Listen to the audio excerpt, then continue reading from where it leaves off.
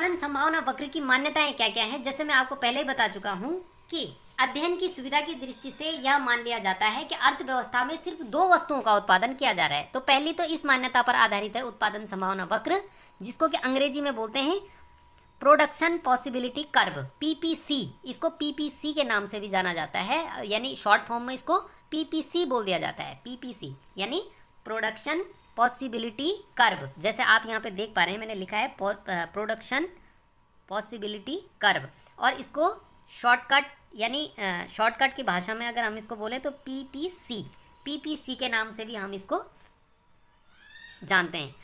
अब देखते हैं उत्पादन संभावना वक्र की मान्यताएं क्या हैं। तो मैंने आपको बता दिया है कि पहली मान्यता तो इसकी यह है कि अध्ययन की सुविधा की दृष्टि से हम ये मान लेते हैं कि अर्थव्यवस्था में सिर्फ दो वस्तुओं का उत्पादन किया जा रहा है। यानी किसी अर्थव्यवस्था में ऐसा होता नहीं है, लेकिन हम अपने इस अवधारणा को समझने की दृष्टि से थोड़ी देर के लिए ये मान लेते हैं कि अर्थव्यवस्था में सिर्फ क्या हो रहा है, दो वस्तुओं का उत्पादन किया जा रहा है।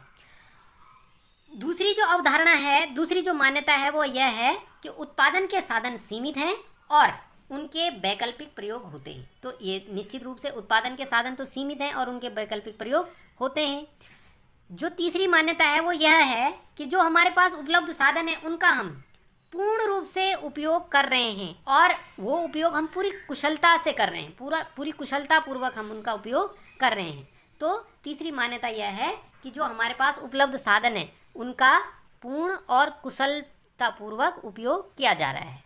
और चौथी और अंतिम मान्यता यह है कि उत्पादन की जो तकनीक है वह स्थिर है, यानी उसमें किसी प्रकार का कोई परिवर्तन नहीं हो रहा है।